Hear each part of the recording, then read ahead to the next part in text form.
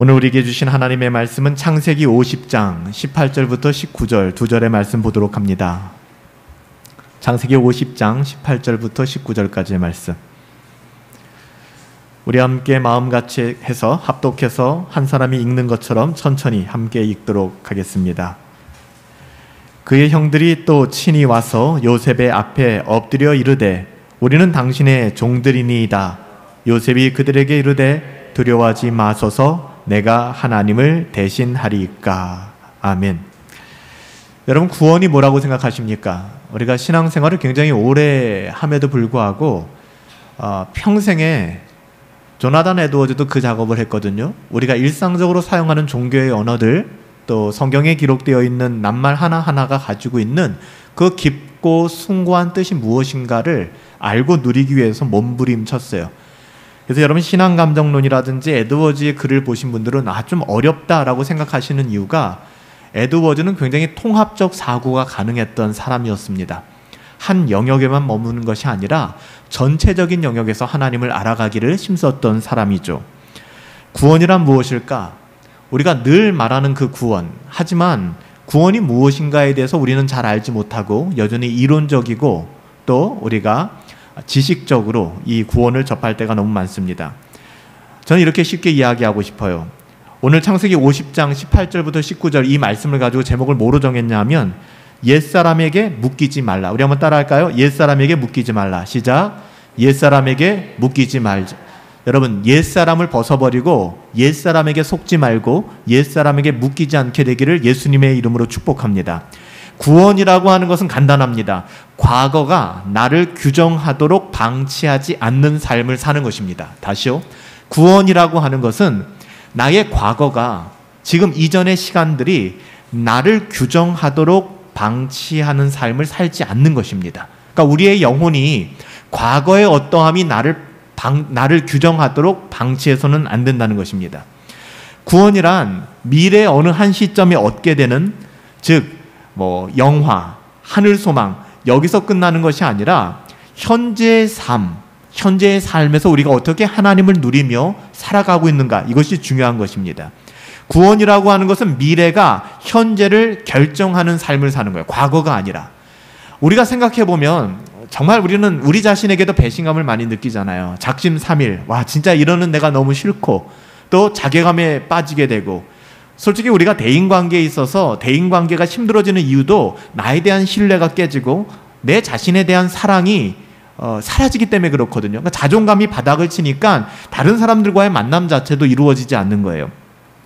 오늘 성경이 우리에게 가르치는 것은 구원이라고 하는 것은 과거의 그런 우리가 날마다 우리를 규정짓는 삶을 살아가는 것이 아니라 지금은 이루어지지 않았지만 우리가 이후에 모든 죄짐을 벗어버리고 우리 주 예수 그리스도의 이름으로 온전하게 되는 그날, 미래의 그 영화가 지금의 삶을 결정짓게 만드는 것이 바로 구원 얻는 자의 삶인 것입니다. 그러니까 그래서 구원이라고 하는 것은 옛사람의 멍에를 벗어버리는 겁니다. 그러니까 더 이상 옛사람의 멍에, 옛사람의 저주에서 여러분 묶여 살지 마세요. 자기 자신을 자꾸만 자기의 어떠함으로 규정짓지 마세요. 난 이런 사람이야는 없습니다. 그리스도 예수 안에서 보라, 이전 것은 지나갔으니 새 것이 되었노라. 할렐루야.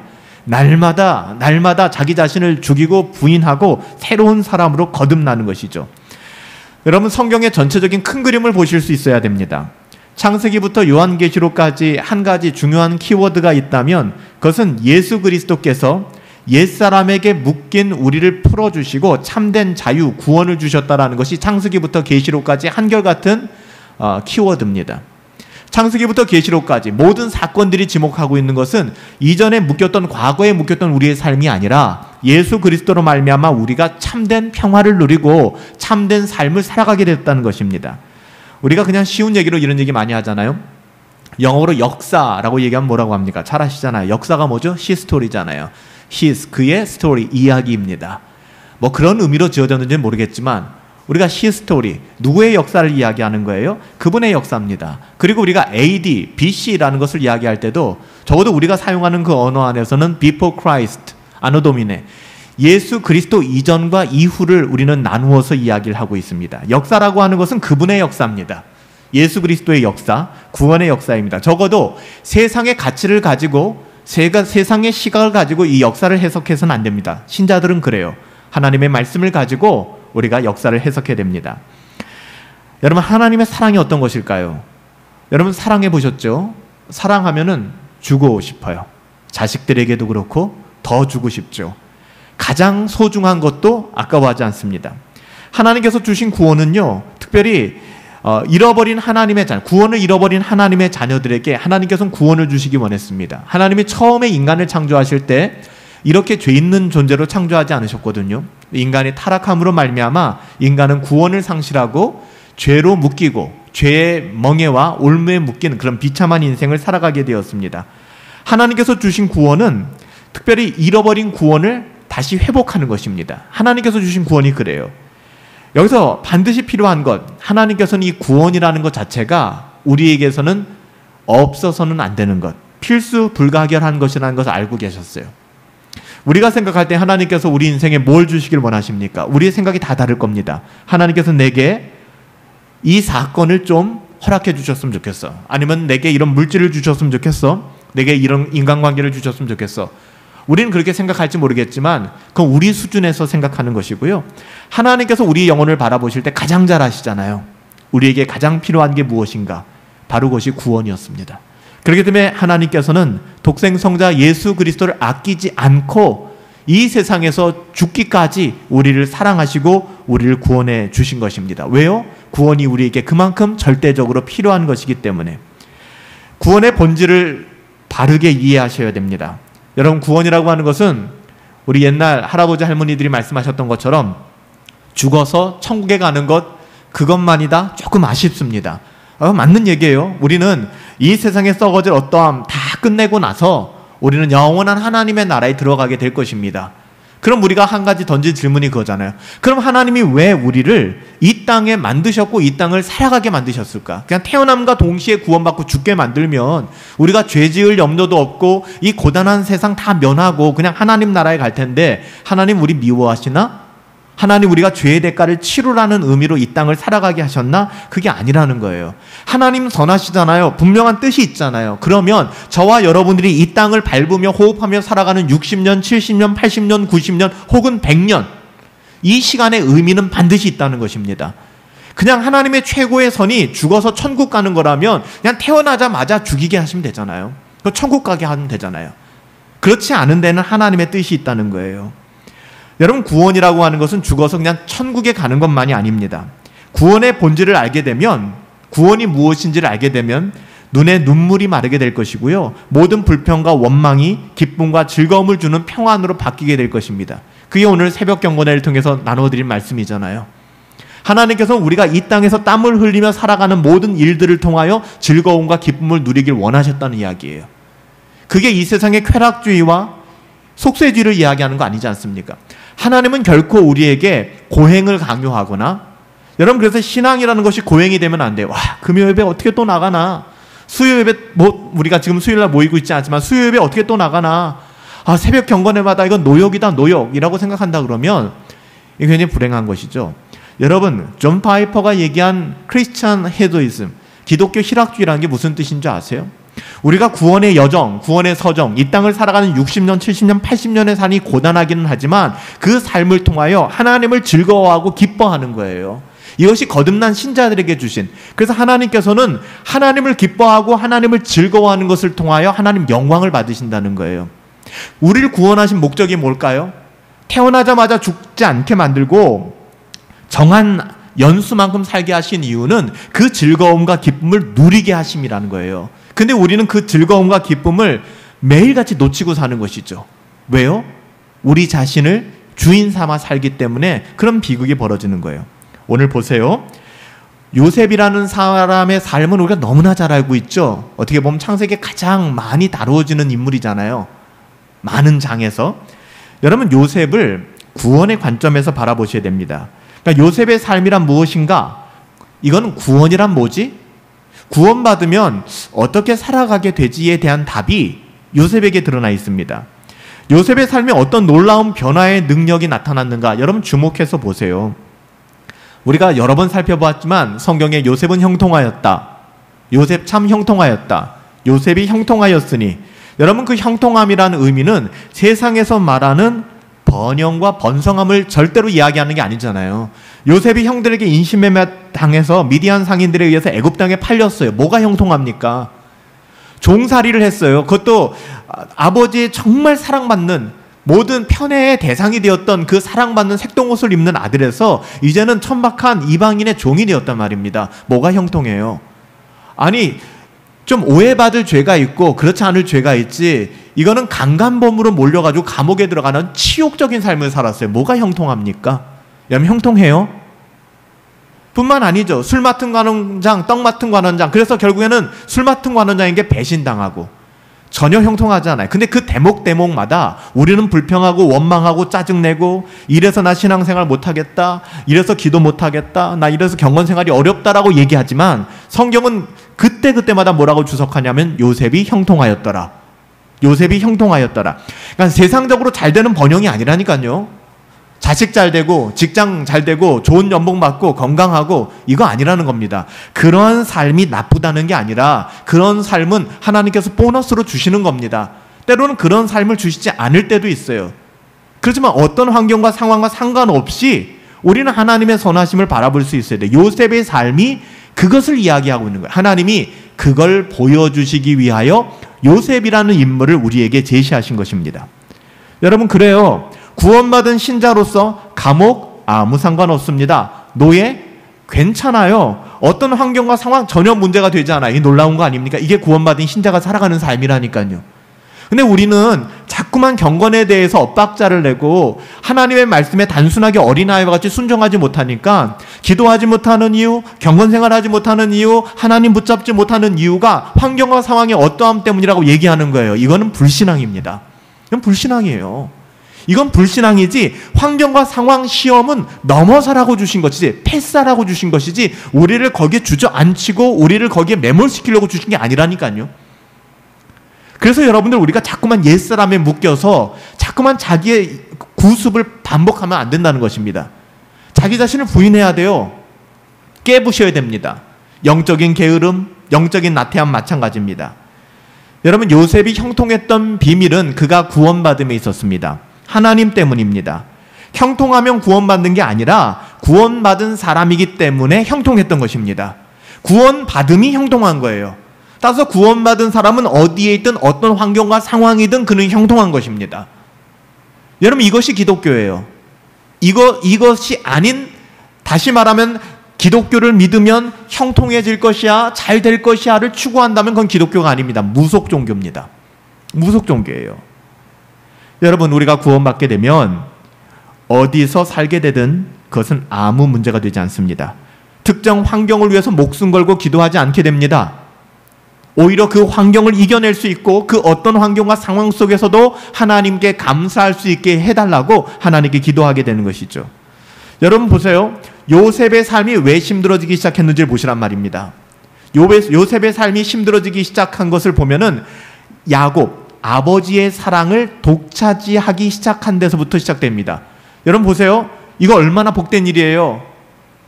수많은 10아들 중에서 요셉이 아버지의 아주 극진한 사랑을 받았다고요. 편애를 받았다고요. 아버지가 나만 사랑해요. 얼마나 좋은 일입니까? 근데 그게 좋은 일이에요? 그렇지 않습니다. 여러분, 이것을 유추해 볼 때, 요셉의 삶을 유추해 볼 때 결국 이 땅에서 잠시 좋은 것이 영적으로 좋은 결과물을 만들어낸다? 그렇지 않다는 것입니다. 좋은 대학 들어가면 하나님께 영광 돌리겠다고 이야기하지만 좋은 대학 들어가고 나니까 할 게 너무 많더라고요. 그래서 신앙생활 다 저버리더라고요. 좋은 직장 들어가면 내가 하나님 앞에 영광 돌리겠다, 그거 잊어버리는데 6개월도 걸리잖아요. 다 자기가 잘나서 좋은 직장 들어갔고 자기가 살만해서 산다고 생각합니다. 여러분, 그래서 하나님께서 때로는 우리에게 고통을 주시고 때로는 우리의 뜻대로 뭔가 되지 않는 환경을 주시는 이유가 여기 있어요. 겸손해지라는 것입니다. 겸손해질 때 하나님께서는 때로는 문을 열어주시고 우리에게 세상의 복도 주시는 겁니다.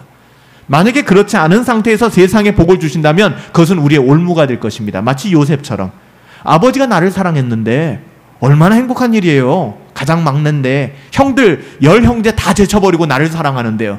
근데 그것 때문에 결국 그는 미움을 받아서 인신매매를 당했고 애굽 땅에 팔려가게 됐다는 것입니다. 그럼에도 불구하고 애굽 땅에 팔려가고 그 비참함을 경험했지만 요셉은 하나님의 꿈을 꾸고 있었잖아요. 이 하나님의 꿈을 꾸었다라는 것을 좀 쉬운 말로 얘기하면 하나님의 주권과 섭리가 그의 삶 속에 분명했다는 것입니다. 그렇지 않고서는 요셉의 삶이 이해할 수가 없어요. 요셉은 우리와 DNA가 다릅니까? 똑같습니다. 여러분 한 번, 두 번, 세 번, 네 번 배신당해 보세요. 인생 포기하게 됩니다. 가장 사랑했던 사람, 가장 존경했던 사람으로부터 여러분들 배신당해 보세요. 이게 되겠나? 우리가 아무리 상처가 많다고 해도 여러분 혈육인 형제들한테 인신매매 당해보셨습니까? 정말 모든 것 바쳐서 그 집에서 10년 이상 일을 했는데 강간범으로 몰려보셨습니까? 여러분 제정신으로 살 수 있겠어요? 없어요. 그럼에도 자세히 살펴보면 요셉의 그 긴 삶의 여정 가운데 창세기에 단 한 번도 요셉이 불평하거나 원망하거나 나오질 않아요. 일부러 뺐을까요?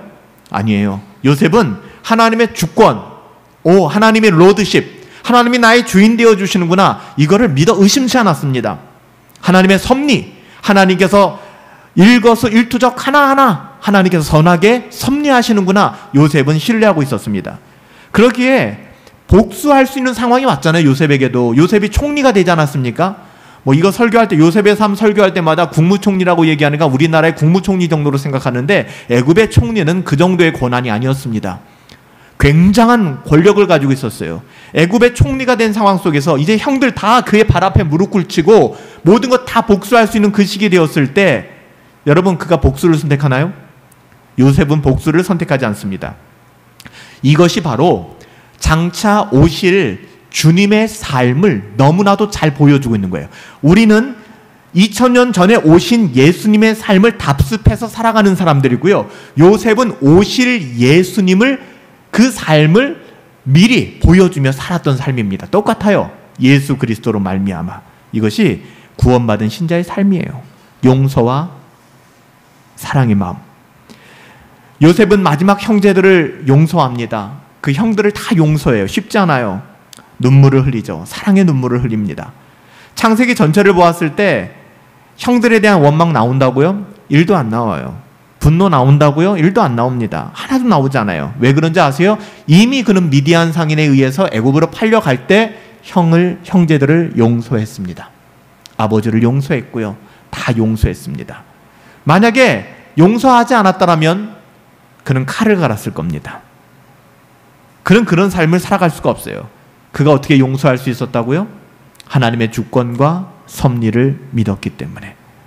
만약 요셉이 용서하지 못했다면 그는 형통한 삶을 살아갈 수 없었을 것입니다. 하나님과 동행하는 삶을 살아갈 수 없었을 거예요.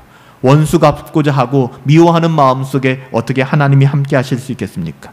그는 아마 용서하지 못했다면, 인간적으로 용서하지 못했다면 시커먼 가슴에 상처를 안고 그 상처로 인하여 분노에 사로잡혀서 살아갔을 것입니다. 여기에 자유가 있을까요?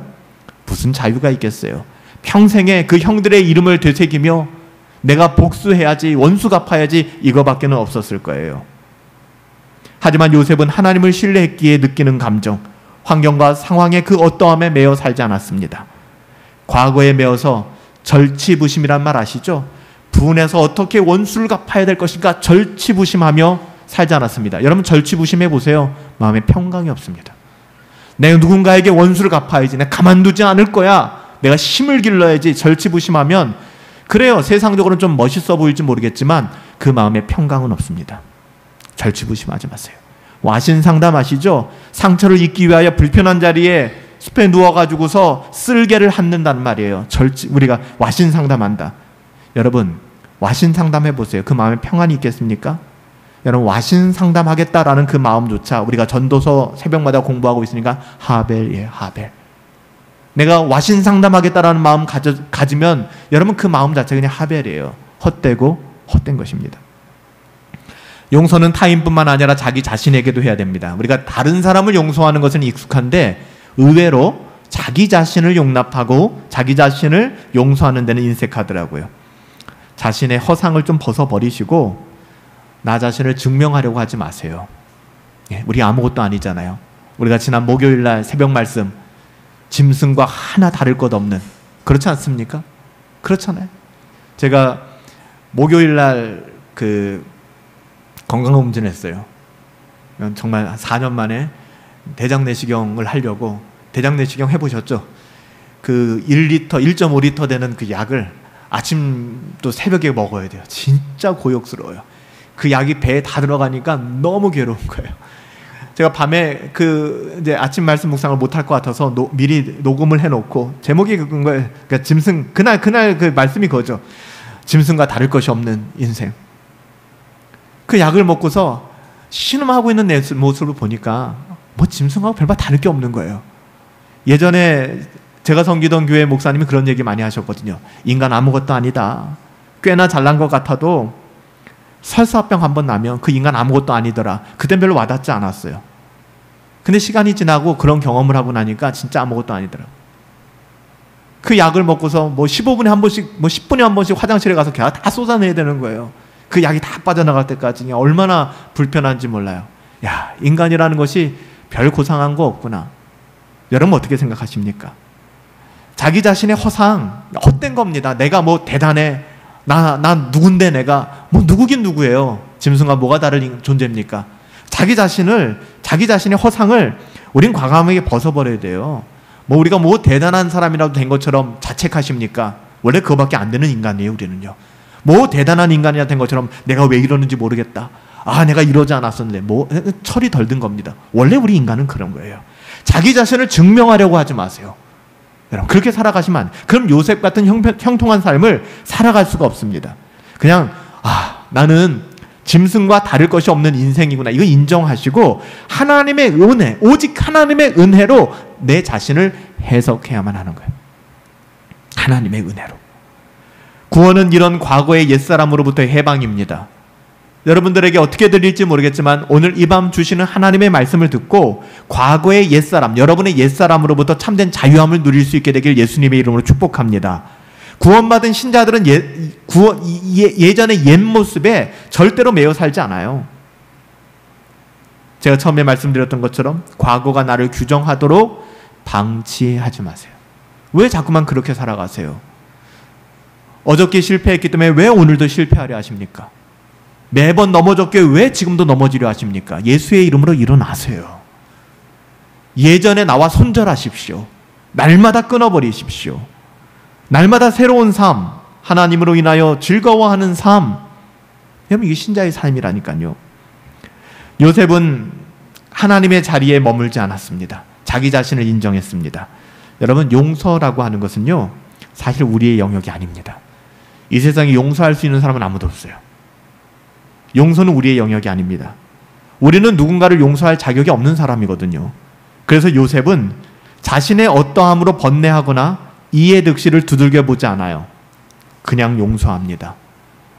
제가 여러분들에게 지난주 주일날 뭐라고 말씀드렸습니까? 하나님의 말씀에 그냥 순종하라고 했잖아요. 이번 한 주간 여러분 얼마큼 기도하셨나요? 어떤 기도 제목을 가지고 하나님 내 영혼을 보호해 주십시오 라고 기도하신 분들 계신가요? 기도하셔야 된다니까요. 우습게 생각하지 마세요. 왜 내 인생이 만신창이가 됐는가? 여러분 새벽마다 일어나 아침마다 일어나 매 순간마다 하나님 내 영혼을 보호해 주세요 라고 기도하지 않잖아요. 근데 왜 보호하심을 바래요? 기도하지 않으면서. 꼭 기도해야 돼? 이게 구원받지 못한 사람의 모습이라고요. 어린아이 같지 아니하면 하나님 나라에 들어갈 수 없다라는 게 뭐라고 말씀드렸어요? 하나님 말씀에 절대 의존인 거예요. 토 달지 않아요. 요셉은 자신의 어떠함으로 번뇌하거나 이해 득실을 두들겨보고 상황 논리에 빠진 것이 아니라 그냥 용서했습니다. 그냥 용서했어요. 왜 그냥 용서했다고요? 하나님의 주권과 섭리를 믿으니까. 우리가 왜 날마다 하나님의 보호하심을 구해야 된다고요? 하나님의 주권과 섭리를 믿으니까. 여러분 오늘 본문에서 창세기 50장 18절에 진짜 멋있는 말이 나오죠?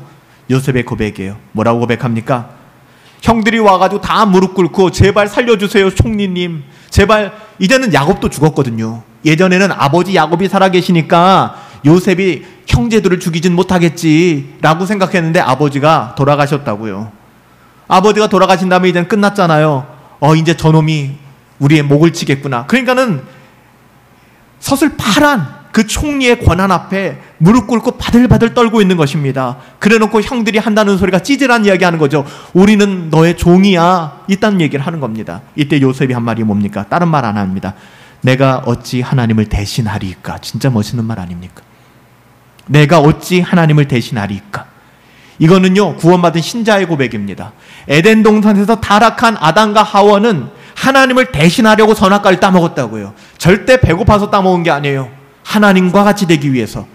그 죄의 타락한 본성이 우리를 장악하고 있지 않습니까? 여러분, 그렇기 때문에 거듭난 신자의 고백, 내가 하나님을 대신하리까?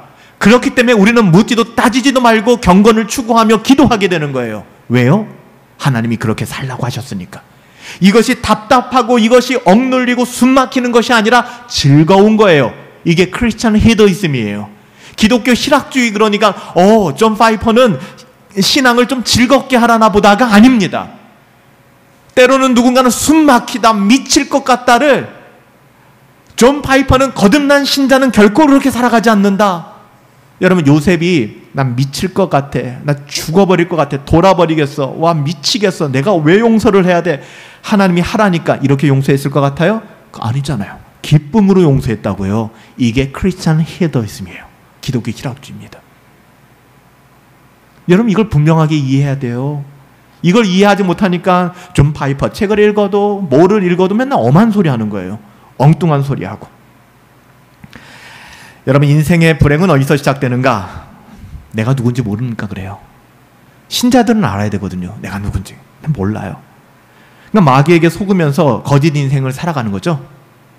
여러분, 내가 누군지 모르면 100% 마귀의 밥이 됩니다. 그러니까 마귀에게 속아서 아주 비참한 인생을 살아가게 되죠. 하나님이 누군지 알지 못하니까 내가 누군지 모르는 건 너무 당연한 겁니다. 하나님을 알면 이 문제가 해결돼요. 하나님을 아시나요, 여러분들? 그래서 존 칼빈은 뭐라고 얘기했어요? 하나님을 아는 지식은 나에 대한 바른 인식을 가져오게 된다. 그러니까 하나님이 누군지 알지 못하면 이 고백이 안 나와요. 내가 하나님을 대신하리까? 이 말은요, 수사 의문문이잖아요. 결코 나는 하나님을 대신할 수 없어. 그렇기 때문에 용서는 내 권한이 아니야. 형님들, 내게 고마워하지 마세요. 나는 용서할 대상이, 용서할 주체가 되지 못합니다. 이 말하는 거예요. 이게 거듭난 신자의 고백이라니까요. 내가 하나님을 대신하리까? 참된 평안은 진짜 세상이 줄 수 없는 평안이 있잖아요. 여러분, 그 평안을 누리셨으면 좋겠어요. 여러분, 하나님이 주시는 평안은 우리가 막 결정하고 작정해서 주어지는 게 아닙니다. 참된 평안은 우리가 하나님을 대신하지 않고 하나님의 자리를 넘보지 않으면 그 사람은 평안해집니다. 전도자 하벨 이 고백하는 거예요. 허무주의 아니잖아요. 헛되고 헛되니 모든 것이 헛되도다. 내가 지혜를 얻음도 헛되고, 내가 원하는 방식대로 일이 되는 것도 헛되고, 일이 되지 않는 것도 헛되고, 내가 세상의 명예를 갖는 것도 헛되며 세상의 권력을 갖는 것도 헛되도다. 허무주의가 아니라니까요. 결국 그것은 내 인생을 피곤케 할 뿐이다. 여러분, 우리가 하나님을 대신하지 않고 하나님의 자리를 넘보지 않으면 참된 평안을 누리게 됩니다. 선악과가 뭐였어요? 선악과는 다른 게 아닙니다. 선악과는 하나님의 하나님 되심을 인정하게 만드는 징표였어요. 선악과는 그 이상도 이하도 아니에요. 선악과는 무슨 나무 열매였을까? 아무 의미 없습니다. 선악과가 사과나무가 될 수도 있고, 감나무가 될 수도 있고, 배나무가 될 수도 있어요. 선악과 하나에 어떤 무슨 DNA가 있고 어떤 뭔가가 있어서, 바이러스가 있어서 이거 먹으면서 죄가 들어온 게 아닙니다.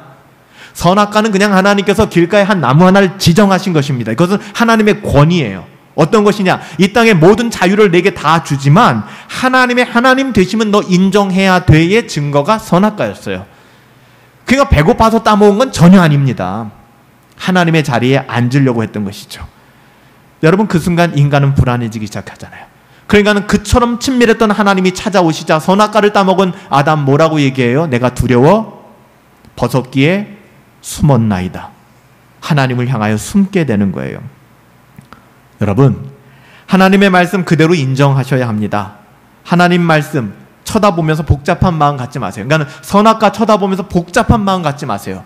기도하라고 하면 기도하세요. 감사하라고 하면 감사하세요. 용서하라 하시면 용서하십시오.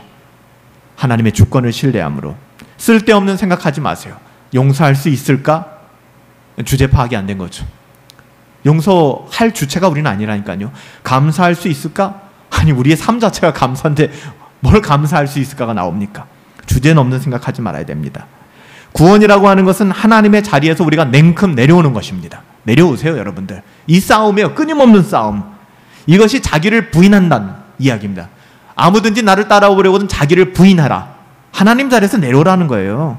십자가에서 죽고 거듭나야 된다는 의미입니다.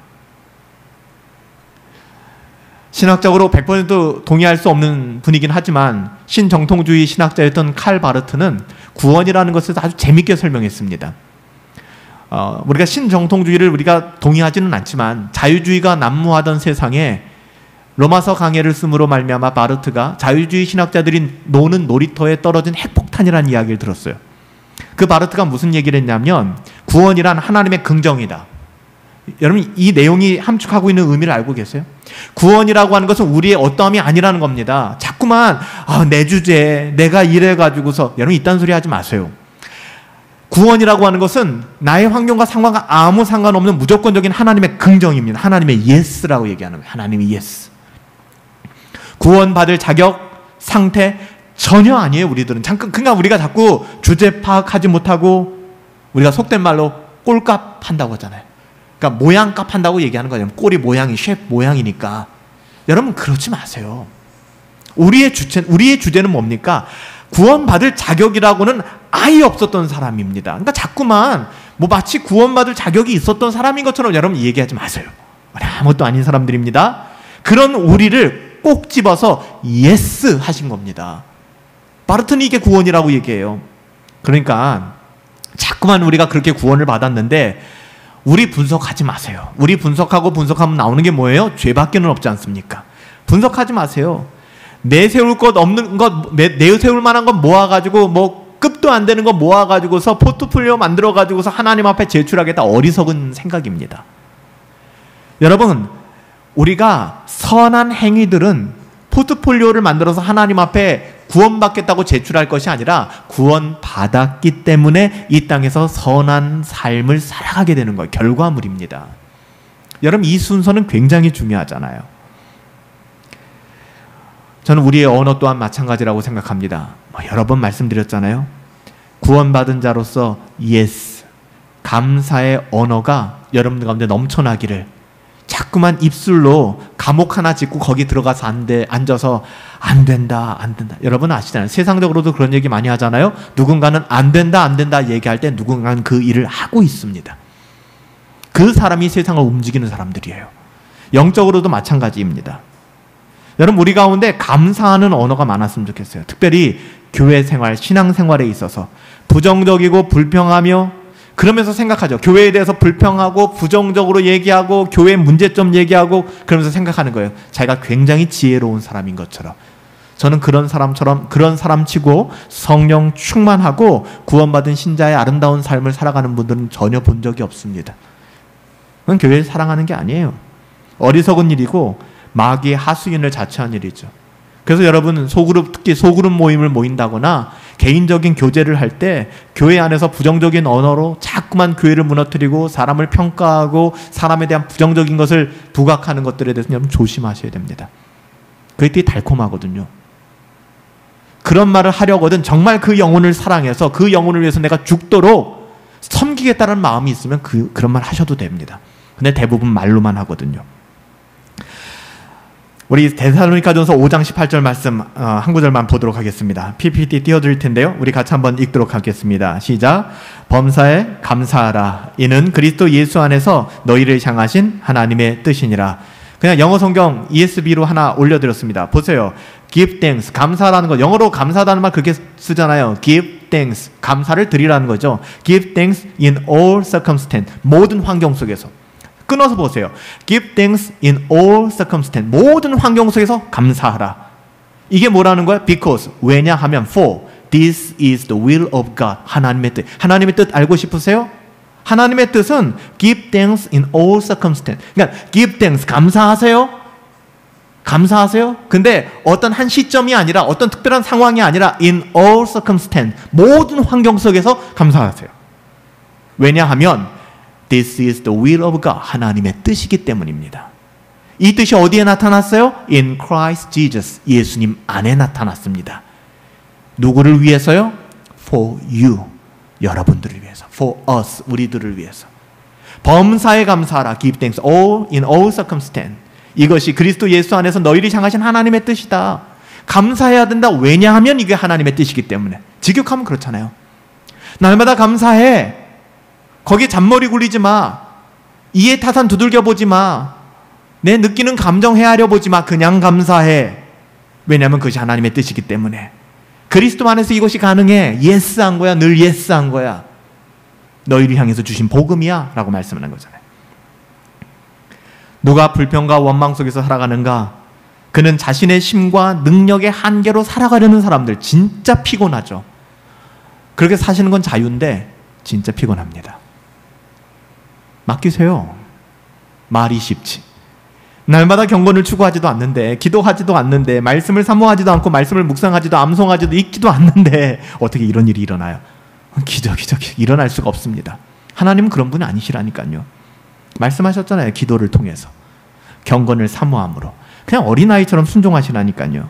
하나님의 예스, 그 구원의 공동체가 뭐라고요? 교회입니다. 세상은 no 하는데 우리는 yes. 무한 긍정, 그리스도 예수 안에서. 긍정의 힘이 복음이 아니라 복음이 있기 때문에 긍정의 힘을 드러낼 수 있게 되는 거예요. 순서가 중요합니다. 이런 교회는 이런 하나님의 뜻과 구원을 더 중요한 것, 이거보다 더 중요한 것이 없다는 것을 알고 있기 때문에 이 세상에 썩어질 어떠함을 모두 다 하벨로 여기는 것이죠. 그래서 우리의 시간을 세상에 썩어질 어떠함에 몰입시키지 않는 것입니다. 예배의 시간을 결코 우선순위에서 뒤로 하는 것이 아니에요. 율법주의가 아니라니까요, 여러분들. 율법주의 아니에요. 지난 주일날 제가 말씀드렸잖아요. 주일 성수, 그리고 11조, 연보. 이 율법이 아니라고요. 율법으로 생각하면 숨 막히죠. 이것을 즐거워하는 거예요. 세상은 이거 즐거워합니까? 미치죠, 세상은. 그래서 세상은 no. 우리는 yes. yes. 여호와를 기뻐하는 것이 너희의 힘이다. 미치는 거잖아요, 하나님을 향해서. 구원이란 묶인 데서 풀려나고 수렁에서 건짐을 받는 거예요. 타락한 인간을 장악하고 있는 죄와 사망의 법에서 건짐을 받는 것입니다. 하나님의 자리를 탐하고 자기 자신을 만물의 척도다, 프라타고라스의 제자들이 되고 그의 어떻게 보면은 후계자들이 되어서 그렇게 살아가서는 안 된다는 것입니다. 그건 하나님 자리에 앉아 있는 거예요. 만물의 척도는 복음입니다. 하나님의 말씀이에요.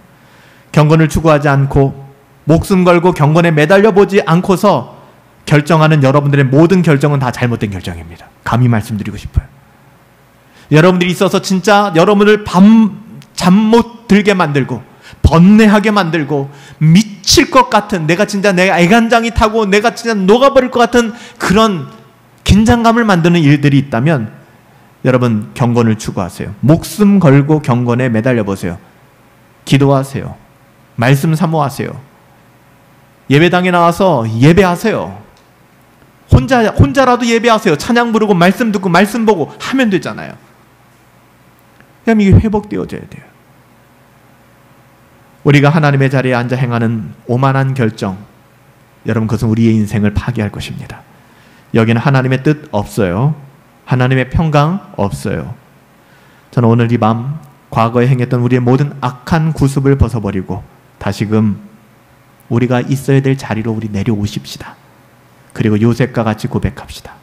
내가 어찌 하나님을 대신하리까? 더 이상 옛사람에게 매어 살지 않게 되기를 예수님의 이름으로 축복합니다.